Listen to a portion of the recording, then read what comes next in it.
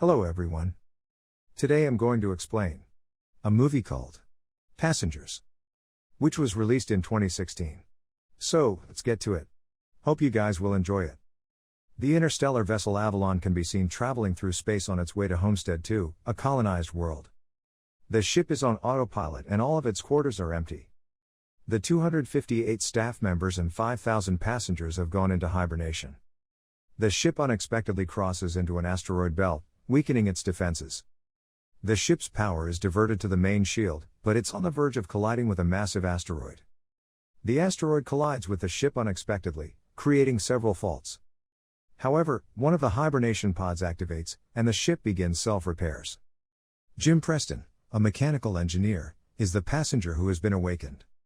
His pod opens, and an automatic system assists him in waking up, informing him that he has been suspended in time for 120 years and that the ship is only 4 months away reaching Homestead. He's been informed that he'll be able to spend that time relaxing and enjoying the ship's amenities. Prior to his arrival on the planet, Jim receives information concerning his ID band, his cabin, and the principal activities he will participate in. He gets ready, exits his cabin, and walks into an automated lesson made for a whole learning group, both excited and terrified to meet the individuals aboard the ship. As the hologram discusses the situation on Earth, Jim becomes concerned, calling it overcrowded, costly, and overdone. It advises him to save his inquiries until the end of the lesson, but Jim can't stop himself from wondering why he's the only one there. He understands that the hologram is unable to respond to him and sets out to find other individuals. He makes his way to the ship's main concourse. There is no one else there, but an automated information desk offers assistance. When Jim requests to speak with a real person, he is sent to speak with a steward, but when he discovers that no one is available, he requests to speak with the captain. Even though he doesn't have permission to enter the bridge, he notices that none of the main crew members are awake. When Jim finally makes it to the observatory, he discovers that the spacecraft is 90 years distant from Homestead 2. He realizes he awoke too soon and goes back to the concourse, where he sends a message to Earth, wondering what he should do because he has no idea how to return to sleep. The communication system advises him that making an overpriced call to Earth will take 55 years to receive a response. Jim is heartbroken. He wanders around till he comes across the ship's bar, where he notices another individual. Something odd about him appears as he's conversing with the bartender. Jim knows he's an android as he tries to bring him a drink. Arthur is the name of the creature. Jim wants to get more information from him, but he has no idea how he was able to arrive ahead of schedule. The next day, Jim wakes up in his cabin and walks to the cantina, where he quickly discovers that most of the items on the menu are only available to gold-class travelers. He gets a cup of ordinary coffee and ponders how to repair his hibernating chamber. He manages to get it working after obtaining all of the necessary tools and rests down inside the pod. However, nothing happens. He then decides to enter the crew's hibernation chambers using the tools he discovered. That isn't going to work either. Small mishaps occur all throughout the ship. Jim keeps coming back to the bar to drink and, more importantly, to talk to Arthur. The android gives him some suggestions, and he decides to break into one of the ship's gold-class chambers and attempt to have some fun. Jim tries every restaurant, game, and entertainment system available. But as time passes, he grows increasingly resentful of being alone. He gets intoxicated one day and wanders about the sleep pods, where he comes across an airlock filled with spacesuits designed for spacewalks. Jim dons a suit and heads to the airlock, where he presses a lever and then the button to open the entrance. He's fascinated by the vista once he's stepped off the ship. He is the only cognizant human being present at that precise moment. Jim lets go of the magnets on his boots and float in space, heartbroken. He returns inside, removes the suit and returns to the airlock without it. He pushes the lever, ready to put an end to it all, but then changes his mind, dashes back inside, and drops a bottle. Jim rises and is immediately drawn to Aurora, a woman in one of the pods. He looks through the directory for her files and listens to her passenger interview, falling in love with her. He was afterwards observed sitting next to her pod, listening to her interviews.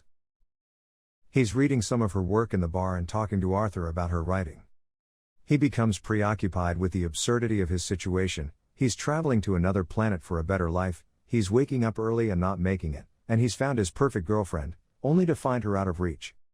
Jim can't stop thinking about her, and he gets the notion to wake her up as well.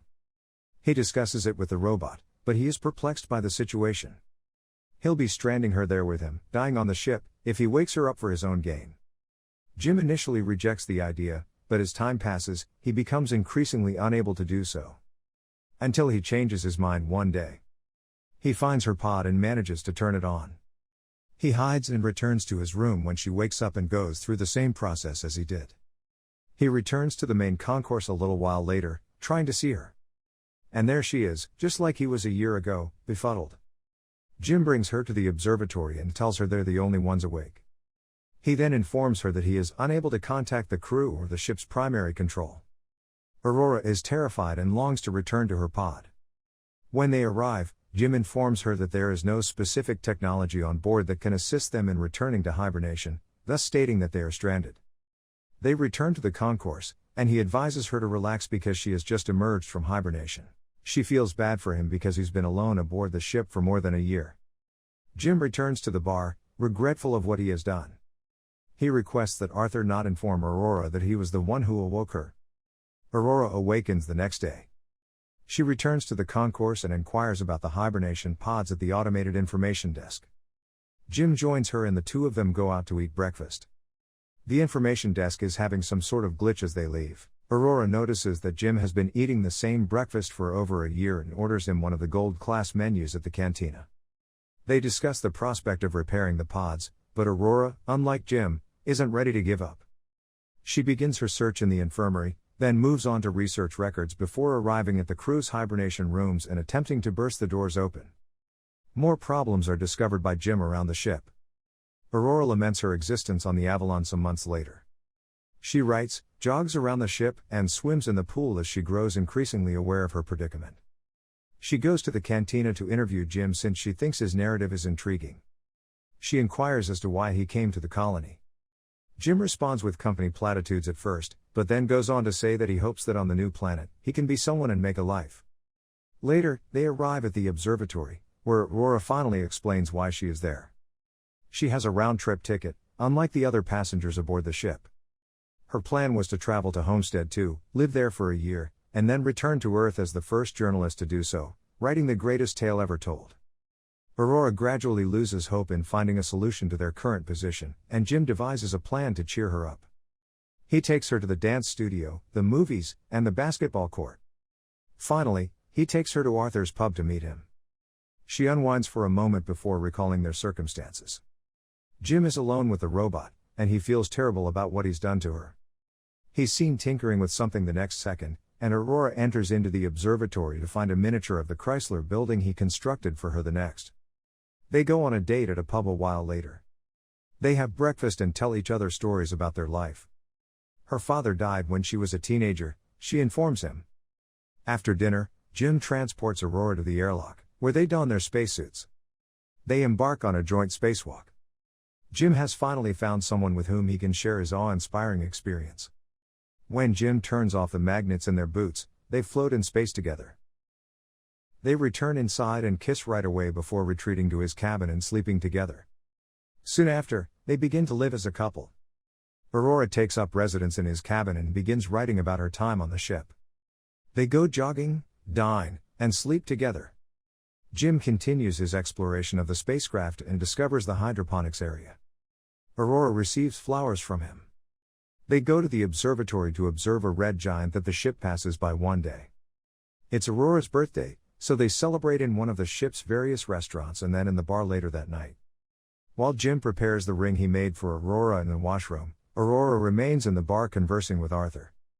The android tells Aurora that Jim purposefully awakened her up, oblivious to the fact that he was still supposed to keep it a secret. Jim reappears out of nowhere, and she confronts him, speechless. She flees, enraged and terrified. When Jim returns to his cabin, he discovers that all of her belongings have vanished. The next day, he runs into her in the cantina, but she flees as soon as he speaks. Aurora is in a dire situation. She goes over to Jim's cabin one night, hitting and kicking him and threatening to murder him. Jim tries to apologize and explain his behavior to her over the comm because she keeps avoiding him. He claims to have fallen in love with her, but Aurora is unconcerned. He took her life, and she can't forgive him. Another failure occurs one night while Jim is in his cabin. The main command of the spacecraft is shut down due to a major fault. Later, he enters the elevator, which malfunctions. When Aurora enters the main concourse, she notices that Jim has planted a tree. After that, she visits the cantina, where the food dispensary is also broken. Over the comms, both of them hear the deck chief's voice, inquiring who planted the tree. They both dash onto the concourse, where they come face to face with Gus Mancuso, who is standing in front of Jim's tree. They introduce themselves and explain the issue to the chief. He doesn't see how 3 pods might fail.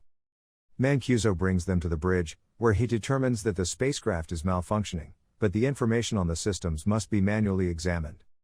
When they depart the bridge, a robot nearly falls on them, and the two of them inform Mancuso that breakdowns had been occurring more regularly throughout the ship. He assures them that this will not occur as he demonstrates how to acquire the data.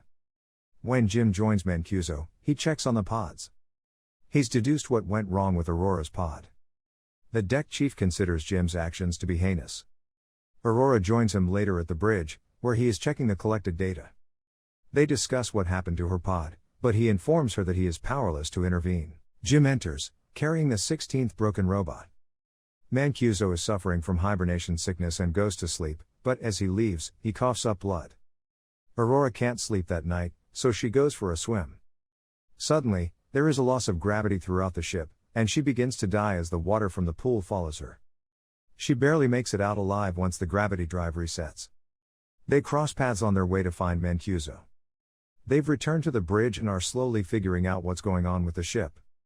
Mancuso discovers that something happened 2 years ago, causing a significant system to fail. Because the entire ship is trying to take up the slack, they need to figure out what caused the failure and rectify it. The entire vessel will be stranded if they do not fix it. They go to investigate the issue, but Mancuso passes out, so Jim and Aurora take him to the hospital. He's dying, and there's nothing that can be done to stop it or extend the time he has left.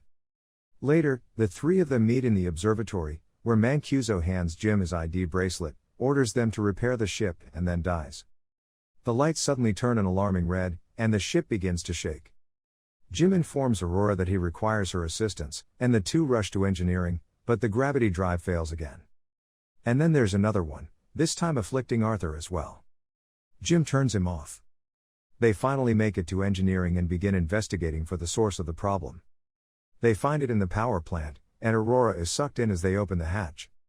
In that location, the asteroid has caused a hull breach. Jim is drawn in as well, but he manages to hold on to the hatch as it closes in on him. He eventually gets dragged in as well, but they swiftly close the gap. After quickly resolving that issue, Jim notices that the hull has many breaches. They track the meteor's path and discover that it has collided with the reactor control computer. Jim believes he will be able to find replacement parts for it. They locate the part and replace it, but the reactor's venting procedure continues to fail. They attempt it manually, but it fails once more. Jim realizes that they need to cool the reactor by opening the vent door from the outside of the ship. Both of them head to the airlock, and as he prepares to go, he hands Aurora Mancuso's bracelet to her because he may not return. She assists him with the suit and tells him to return since she can't live on the ship without him as he walks into the airlock. Aurora returns to the reactor, where the temperature has risen to dangerous levels. As Jim approaches the vent from the outside and notices the door, a bolt from the reactor shoots itself into her arm. The temperature in the reactor room rises as he tries to open the vent door by bypassing it. He quickly recognizes that he'll have to hold the door open manually to allow the reactor to vent, and he informs Aurora. Although she opposes the proposal, he goes ahead with it and instructs her to vent the reactor. They quarrel because she doesn't want him to die, but he reminds her that they have to save the others, so she vents the reactor. Although the operation is effective, the gases from the reactor push Jim away and cause him to lose his grip. His suit's pressure is also lowering. Aurora is informed of what has occurred, and she rushes to another suit to bring him in. He expresses his regret to her once more. She dresses up and heads out to find him, but her tether is too short. She's being pushed back, but she manages to grab his leash and pull him in. Aurora drags Jim inside the hospital, only to discover that he has already died. She resuscitates Mancuso by using his bracelet to bypass medical standards. Jim is revived by the medical pod, which performs the task automatically. Aurora accepts his apology. Later, Aurora repairs Arthur, and Mancuso is given a suitable space burial. Jim brings her to the hospital and informs her that he's figured out how to turn the medical pod into a hibernation pod. He instructs her to enter the pod and spend the rest of the journey there. But, as it turns out, she declines and opts to stay on the ship with him, awake. Jim eventually proposes to her, and the two spend the rest of their lives together on the ship.